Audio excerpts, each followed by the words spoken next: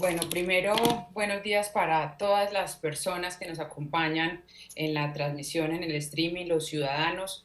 los comerciantes, todos los gremios que acompañan esta importante sesión del día de hoy, a mis compañeros concejales y en especial a el doctor Alejandro Arias. Yo también, al igual que Fabio, pienso que es un hombre muy ejecutivo, es un hombre que escucha, que le da apertura a los procesos, proyectos, ideas y que viene acompañando a la ciudadanía y a los diferentes concejales en todos estos temas de ciudad que tanto nos importan como son la reactivación y la recuperación económica. También decirlo, la bancada de mi partido, el Centro Democrático, ha sido una bancada pro empresa que ha venido liderando cada uno un sector específico y hemos venido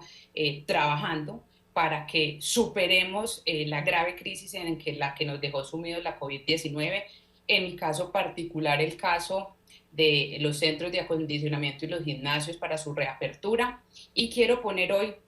en mi intervención como primer punto de la agenda una solicitud muy especial por un gremio que hoy todavía sigue profundamente afectado y que son las salas de cines. Si bien es cierto, se dio un paso muy importante y quiero felicitarlo, señor secretario, por la apertura de los teatros. Tenemos hoy una gran dificultad y voy a contextualizar a los ciudadanos y a todos los compañeros, y es que las salas de cine se abrieron el año pasado en noviembre, pero por disposiciones del gobierno nacional están abiertas a una operación del 30%.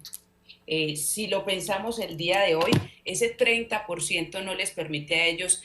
sostener, digamos, la operación de estas empresas. Ahorita vamos a escuchar a Juan Carlos Mayungo, que hace parte de Acocines. Ellos, señor presidente, doctor Jaime, señor secretario, enviaron una carta al ministro de Salud, al ministro de Industria y Comercio, donde les piden que por favor se haga una revisión muy especial de la resolución 1746 de 2020. Esa resolución era la que controlaba el aforo a un 30% de la capacidad instalada y donde piden que especialmente que se revise con un análisis científico y también con ejemplos nacionales e internacionales la posibilidad que estas salas de cine lleguen a una ocupación del 30%, sustentado en que actualmente en las salas adentro pues las personas no pueden estar a menos de 2 metros, ubicadas están pidiendo que sea 1 metro,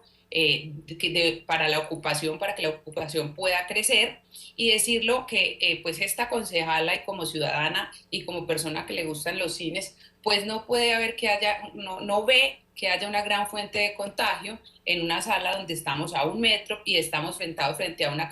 pantalla y siempre con un tapabocas. Entonces, esto quiero dejarlo hoy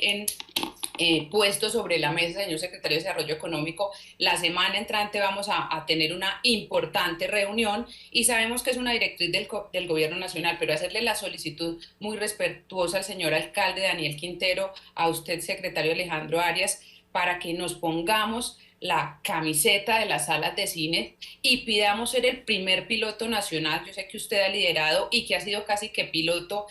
número uno para muchos sectores, pero que se ponga también la camiseta, que se ponga la 10 y seamos nosotros ese piloto para que empiecen a aperturar las salas de cine a un aforo, a una capacidad del 50%.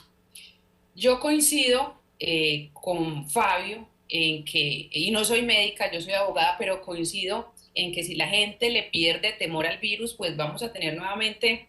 unos grandes picos si hacemos o aglomeraciones o aforos desmedidos. Pero también quiero decir, y ahí voy a hablar en clave de vacunación, que también lo vimos esta semana, es muy importante el avance del proceso de vacunación. Eso no solo nos permite preservar la salud y la vida, sino que también nos permite avanzar en el proceso de recuperación económica, lo cual nos va a permitir a futuro ese paso a la transición económica. ¿Qué quiero decir? Que si vacunamos con celeridad a los adultos mayores, a los mayores de 80 años, incluso a los que son mayores de 60 años, pues se supone, y me corrigen los médicos, que esos son los ciudadanos que llegan con más facilidad a UCI y que se vuelven pacientes críticos. Si nosotros logramos bajar la presión en el sistema de salud, si vacunamos a estos ciudadanos, pues entonces vamos a poder seguir reactivando la economía y no solo los cines, sino los bares, los restaurantes y todas las empresas de entretenimiento. Recordemos que estas empresas fueron las primeras que cerraron y están siendo las últimas en abrir. Entonces es importantísimo que demos ese paso y tengamos y le demos mucha celeridad al proceso de vacunación, viéndolo en clave de reactivación económica.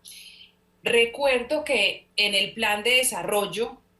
hablamos, y yo sé que el doctor Eduardo Loaiza es un hombre muy juicioso, lo respeto mucho, debe estar acá conectado, hablamos de cómo el sector de la construcción detonaría la economía de una manera muy potente. Yo, Lina García, creo en eso, creo que el sector edificador y el sector de la construcción tiene que ser un aliado muy importante para que se generen 34.000 empleos directos en la ciudad de Medellín, eso quedó en el plan de desarrollo. El secretario Alejandro, por temas de tiempo, tuvo que pasar muy rápido en todos los temas de infraestructura, pero Alejandro, esa es la llave, esa es la clave. El sector de la construcción puede ser un aliado muy importante en esa recuperación que, como usted dice, no es solo de